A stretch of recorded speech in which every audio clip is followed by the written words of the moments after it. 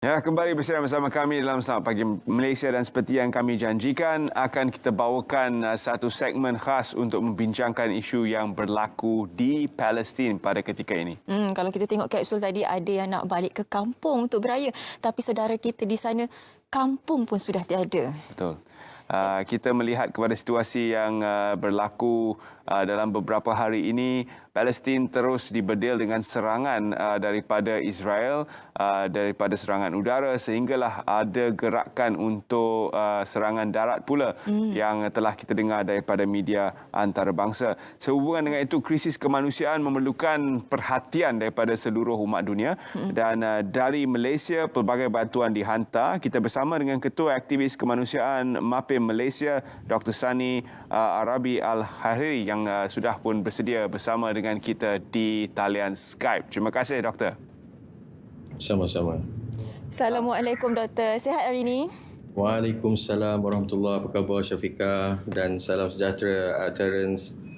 Sihat, Alhamdulillah. Bila kita berbalik kepada tajuk kita, anak muda berintis dalam kesatuan ummah. Bila kita bercakap mengenai anak muda ini, mungkin ada segelintir di antara anak muda ini yang masih lagi tidak memahami apa yang sedang berlaku sebenarnya sekarang ini, konflik ini. Di mata dunia melihat mungkin perkara ini hanya berlaku di antara Hamas dan juga Israel. Tapi sebenarnya mereka mungkin tidak memahami bahawa sebenarnya ini adalah di antara Zionis, Israel dan juga pejuang Hamas. Mungkin daripada situ kita boleh Doktor mulakan terlebih dahulu. Bismillahirrahmanirrahim. Pertamanya saya ingin ucapkan jutaan tahniah kepada seluruh rakyat Malaysia, khususnya golongan muda yang telah pun menunjukkan satu kemenangan dalam bulan Syawal ini. Kita selalu dengar bahawa Syawal bulan kemenangan, tetapi kita kurang faham kemenangan yang macam mana kerana sejarah itu panjang. Tapi untuk tahun 2021 selepas Ramadan kita diuji dengan COVID, tetapi kali ini yang disebutkan anak muda, disebutkan golongan muda, golongan TikTok, hari ini telah menunjukkan, menggegarkan dunia apabila sehari sebelum beraya kita telah pun jadikan seluruh wall di Facebook, di Instagram, di TikTok kita adalah hari merah dengan kita melakukan kecaman shame on Israel, Israel koyak, yang kita kalau ikut hati kita rasa macam tak ke mana pun. Tetapi ada dia punya penjelasan di belakang ini dan menyebabkan seluruh dunia baru terperasan bahawa Malaysia terkehadapan dalam kita menyuarakan sokongan kita ke atas Palestina. Dan yang paling utama, bukannya kita perlukan seluruh Muslim sahaja, tetapi kita perlukan siapa saja yang mempunyai hati nurani untuk menyatakan sokongan ke atas Palestina yang sedang bergelut dengan keganasan yang dilakukan oleh Israel. Dan saya memetik kata-kata daripada seorang figura dalam dunia Islam, iaitu Syekh Dr. Yusuf Al-Qardawi, yang menegaskan apabila kita hendak melihat wajah negara pada masa akan datang, lihatlah generasi muda pada hari ini. Kita risau sebenarnya apabila berlakunya work from home ini, ramai yang akan duduk dengan gadget, duduk dengan smartphone. Banyak perkara-perkara yang kadang-kadang kita lihat tak masuk akal, bergaduh berkenaan hal-hal yang kecil. Tetapi akhirnya hari ini Malaysia boleh bangga kepada satu perkara, iaitu bila masa bercakap berkenaan dengan Israel, bercakap berkenaan dengan perjuangan yang begitu besar melibatkan 73 tahun, anak muda hari ini sudah menunjukkan perbezaan. Ini adalah satu kemenangan yang pertama. Dan yang keduanya, saya lihat anak muda hari ini, kerana zaman dah berubah, zaman ditambah dengan berlakunya COVID, pekerjaan-pekerjaan berubah-ubah. Kalau dulu kita semua nak jadi pilot, nak jadi doktor, tapi hari ini kita lihat pekerjaan-pekerjaan ini dah menjadi satu pekerjaan yang sukar untuk kita. Tetapi pekerjaan dalam dunia digital menjadi sebagai satu taruhan utama. Inilah zaman remaja untuk menilai diri. Inilah zaman untuk nak mencari identiti dan tempoh untuk perbentukan diri. Dan apabila berlaku gelombang shame on Israel, Israel koyak, dan kita menyatakan free Palestine, di sinilah dia mencerminkan semula apakah hala tuju anak-anak muda. Di sini saya ingin tekankan beberapa perkara yang boleh dijadikan sebagai formula untuk kita mencari titik-titik panduan untuk kesatuan ummah dan melahirkan anak-anak generasi muda yang hebat-hebat belaka. Baik. Kita ambil asbab pertembungan antara Israel dan Palestin ini untuk menghebatkan, mengupayakan, memantapkan anak-anak muda sama ada yang Muslim ataupun non-Muslim. Yang pertamanya, know your enemy. Kita kena tahu betul-betul siapa musuh kita. Kalau hari ini kita masih lagi bergaduh berkenaan dengan isu-isu kecil. Contohnya laksa Penang dengan laksa Johor ni guna ikan apa? Ya. Amat malulah kerana itukah bentuk perjuangan kita. Tetapi kalau kita dapat letakkan bahawa enemy kita adalah, musuh kita adalah mereka yang mengoyak kemanusiaan seperti Israel, seperti Zionis, nescaya kita akan memupuk sifat toleransi antara kita sesama sendiri. Sama ada berbeza pandangan dalam hal politik, sama ada berbeza pandangan dalam hal-hal yang bersifat kecil, kita boleh toleransi. Kerana kita tahu musuh sebenar kita adalah mereka yang suka kepada peperangan, mereka yang melakukan operation ataupun melakukan keganasan, tindakan yang menzalimi dan satu dunia tahu sepanjang 73 tahun. Itu yang pertama. Jadi anak muda, Google, cari siapakah musuh kita. Saya bagi jawapannya adalah musuh yang mengganggu gugat keamanan kita. Yang kedua, kita mestilah berlawan kepada perkara yang benar, iaitu fight for the right things. Untuk hari ini, kita berlawan dengan musuh yang namanya rejim Zionis. Kita bukan berlawan untuk menerima peluru ataupun roket sahaja, tapi dia melibatkan perlawanan psikologi, perlawanan teknologi, perlawanan fakta.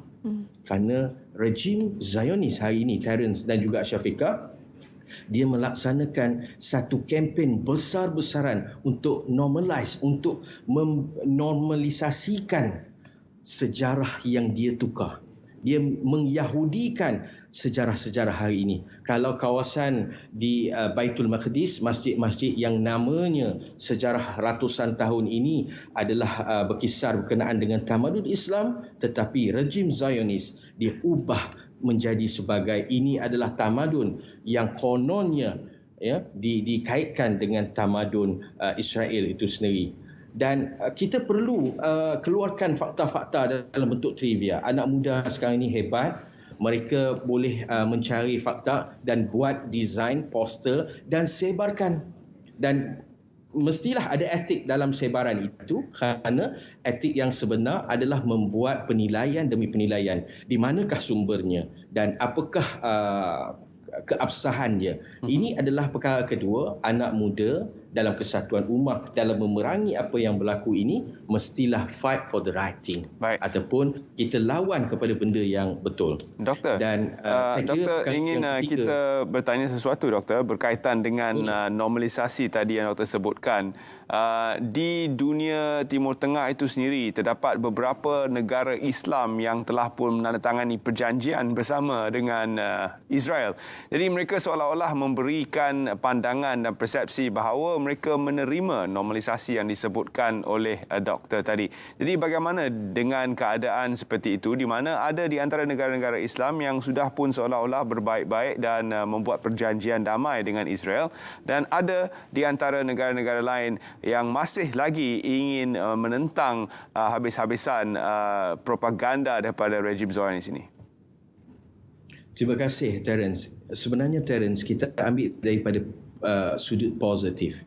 Kita duduk di dalam dunia yang sedang kita menjadi bukti, sedang kita saksikan secara hidup. Kalau dahulu zaman British menjajah tanah Melayu, kita hanya dengar dan baca melalui sejarah. Tetapi hari ini kita melalui fasa sejarah itu sendiri, di mana kita melihat bagaimana Liga Arab, bagaimana negara-negara Arab yang patut ke hadapan sudah pun bersalam tangan untuk menjadi sebagai sebahagian daripada agenda normalisasi Israel. Tetapi ini bukan perjuangan kepada bangsa Arab, tetapi dia perjuangan kepada seluruh umat manusia. Kerana itu kita lihat di Britain, di Eropah yang memegang spanduk Free Palestine. Jangan terkejut kalau yang memegang itu adalah Mak Saleh. Yang memegang itu adalah mereka yang berkulit putih. Kerana mereka faham, mereka mengkaji. Mereka mengangkat spanduk, menyatakan kecaman. Jadi ini yang patut kita lihat dan kita analisa.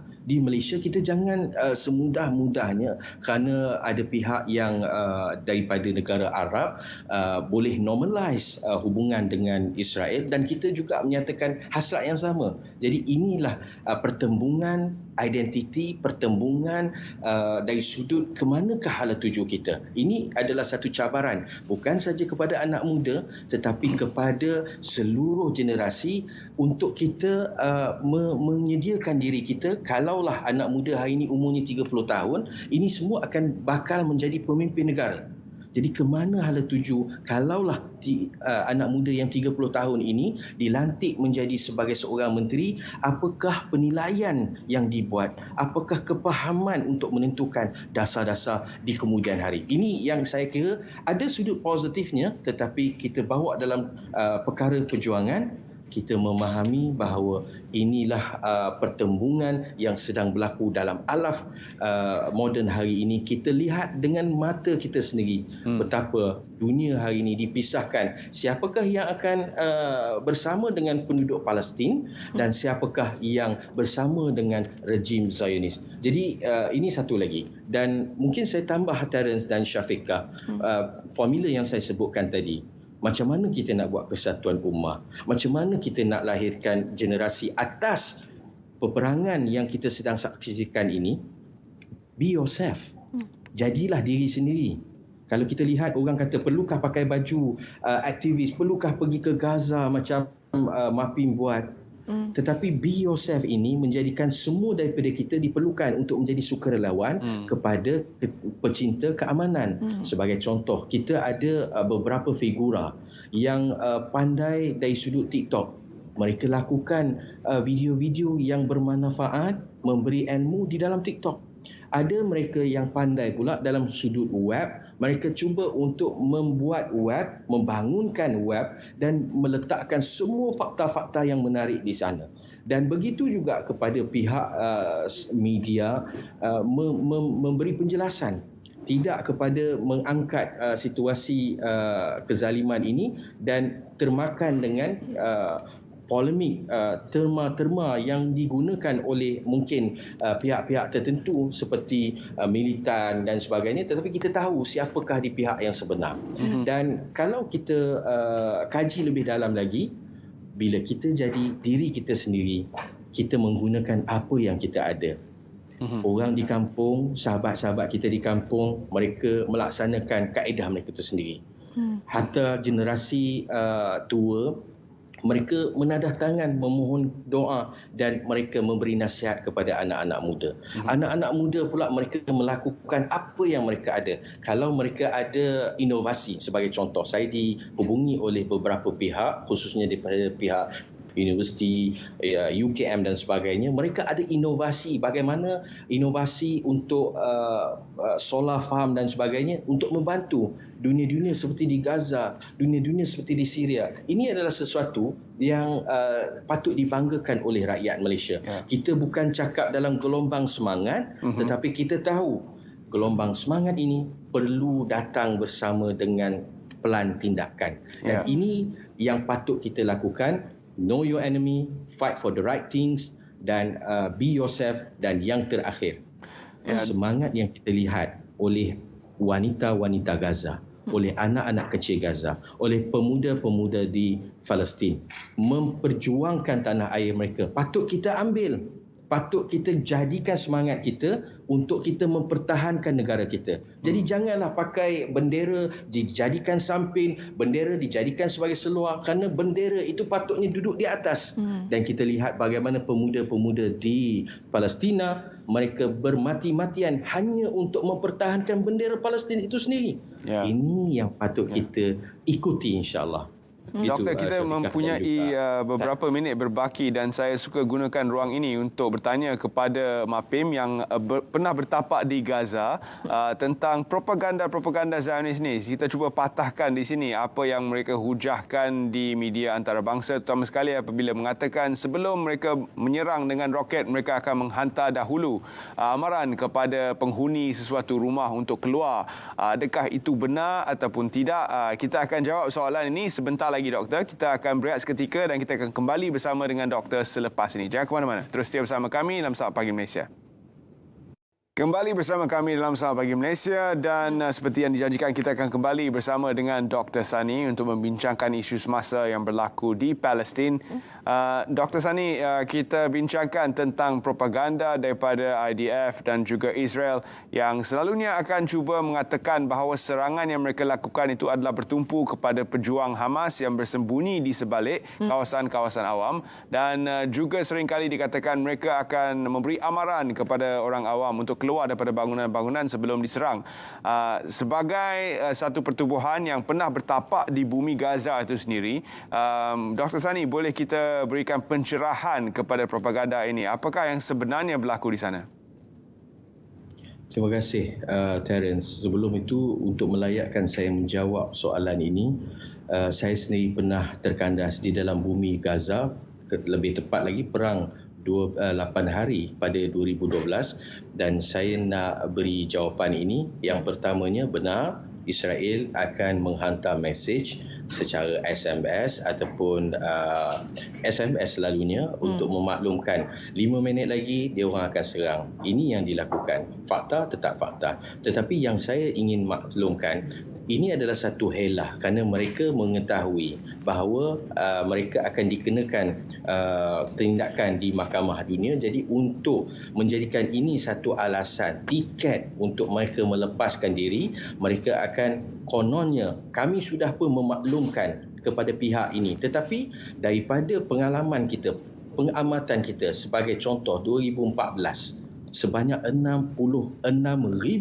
serangan dilakukan dan boleh dikatakan hampir 90% serangan itu jatuh di tempat penduduk awam. Dan pengalaman kami sendiri, saya secara peribadi, saya tidak melihat bahawa tentera-tentera ataupun pemuda-pemuda di Gaza itu menjadikan kanak-kanak sebagai shield. Mereka tidak menggunakan kanak-kanak, menggunakan keluarga sebagai shield. Jadinya kenapa diserang rumah-rumah penduduk awam? Dan mereka tahu kerana Israel ini sifatnya 24 jam dia menerbangkan drone untuk kononnya membuat pemerhatian. Jadi mereka tahu koordinat ini kerana Gaza ini kecil saja, 365 kilometer persegi. Jadi dengan 73 tahun, 20 tahun mereka sudah hafal ini adalah hospital, ini adalah rumah siapa. Jadi menjawab kepada apa yang Terence maklumkan tadi, ini adalah satu helah oleh rejim Zionis untuk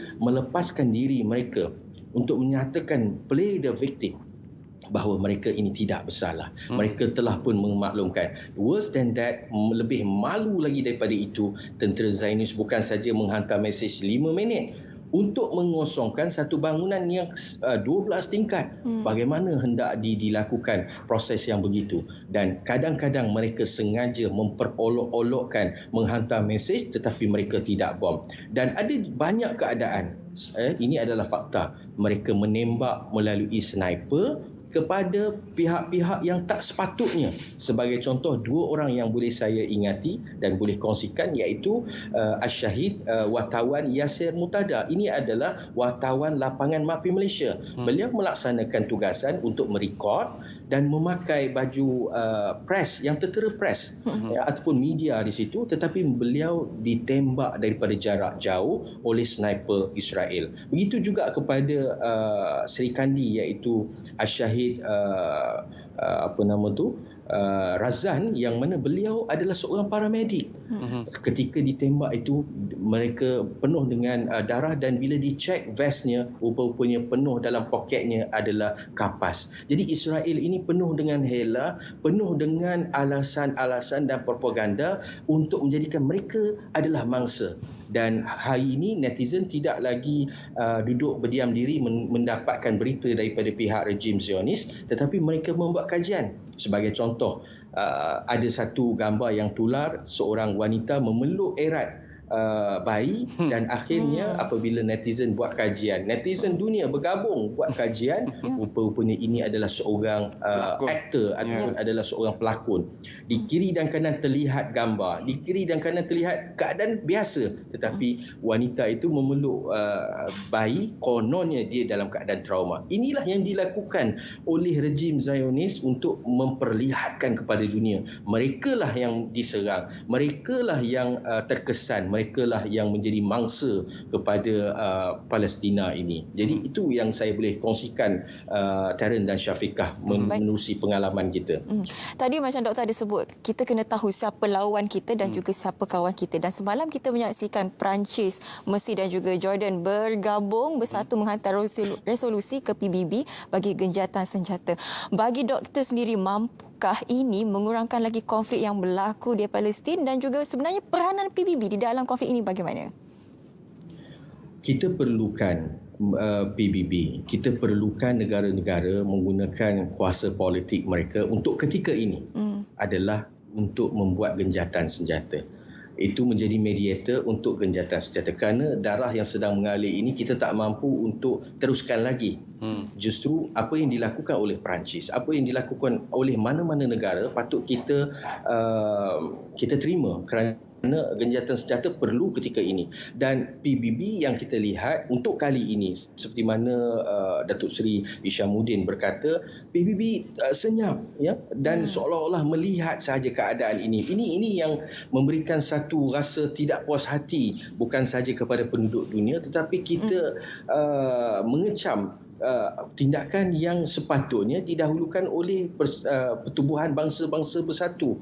Dan sekiranya mereka tak melakukan apa yang kita harapkan, Malaysia patut menjadi sebagai tonggak untuk kita memberi tekanan kepada PBB, tekanan kepada Liga Arab, tekanan kepada OIC. Dan kalau boleh, kalau diberikan peluang, kita sanggup untuk memberi sokongan kepada pihak kerajaan, untuk pihak kerajaan menjadi sebagai orang tengah untuk buat genjatan senjata. Ini yang saya kira MAPIM sandarkan harapan kepada pihak kerajaan untuk lebih vokal, memberi tekanan kepada pihak-pihak yang boleh dilibatkan dalam menghasilkan satu genjatan senjata.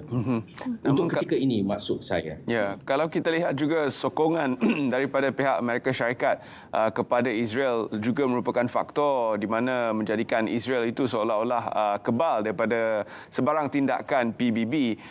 Bahkan di dalam Kongres Amerika Syarikat itu sendiri, walaupun menerima kecaman daripada Ilhan Omar, Rashidah Tlaib dan juga AOC, Amerika Syarikat seolah-olah tidak berganjak. Peranan Amerika Syarikat di sini adalah besar. Bagaimana untuk kita berikan tekanan kepada negara ini untuk melihat keadaan sebenar bahawa Israel itu sebenarnya mengganas dan sedang menyerang rakyat Palestin yang tidak berdosa? Bagi saya, tindakan yang dilakukan Israel ini bukan by incident. Tiap-tiap tahun dia ada corak, dia ada patternnya. Jadi kita sudah pun menjangkakan apabila Israel mengganggu di Sheikh Jarrah dan seterusnya pada 28 Ramadan itu, kita sudah mengagak bahawa mereka sedang provoke. Dan dengan keadaan Netanyahu yang baru mendapat sokongan dalam pilihan raya dan Joe Biden juga yang sepertinya mencari sokongan daripada pihak-pihak sekutunya, kita sudah agak bahawa akan berlakunya kelambatan dalam hal-hal yang bersifat memperjuangkan, dalam hal bersifat untuk mengangkat isu ini.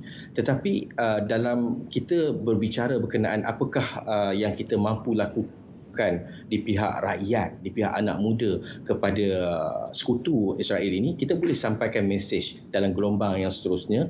Kalau sebelumnya kita ada melakukan boycott, ini adalah satu jalan akhir. Bukanlah kita nak boykot itu kerana kita nak lumpuhkan ekonomi sepenuhnya, tetapi yang kita nak sampaikan adalah kita menyampaikan mesej bahawa kita nak hantar kekuatan kita tak mampu, tetapi kita boleh potong ekonomi melalui dasar pengguna kita, iaitu kita sebagai pengguna ada kekuatan kita sendiri. Jadi mesej-mesej ini yang perlu dihantar kepada pihak sekutu kepada Israel untuk menundukkan mereka. Contohnya, kita tahu bahawa Facebook ini dan Waze ini dibuat oleh pihak Israel, tetapi kita ada banyak jalan lagi macam mana kita nak hantar mesej. Jadi petition seluruh dunia sedang dilakukan, dan masyarakat Malaysia juga boleh buat petition untuk kita menggerakkan satu memorandum untuk diberikan kepada pihak kerajaan supaya pihak kerajaan menekan ataupun menyatakan kecaman kita kepada sekutu-sekutu yang bersama dengan Israel. Ini yang saya kira adalah jalan kedua yang perlu kita lakukan dalam hal G2G dan sebagainya. Untuk di peringkat marahin, di peringkat netizen ini, kita perlu teruskan kecaman biar seluruh wall kita ini dipenuhi dengan sokongan supaya di pihak yang berautoriti nampak bahawa rakyat Malaysia kita tidak berbelah bagi. Kita menyatakan sokongan daripada hari pertama sampai hari ini bahawa kita mengecam. Terima kasih Dr. Sani kerana sudi bersama kami dan memberikan penerangan yang begitu terperinci tentang situasi yang sedang berlaku di Palestin pada ketika ini. Ya, apa yang penting sebenarnya ialah solidariti itu. Bukan saja anak muda Malaysia, malah di seluruh dunia kita perlu bersatu padu menentang sama-sama puak yang menindas. Bukan saja di Palestin, di mana-mana saja di dunia. Asal ada berlaku penindasan sahaja, itu yang perlu kita elakkan.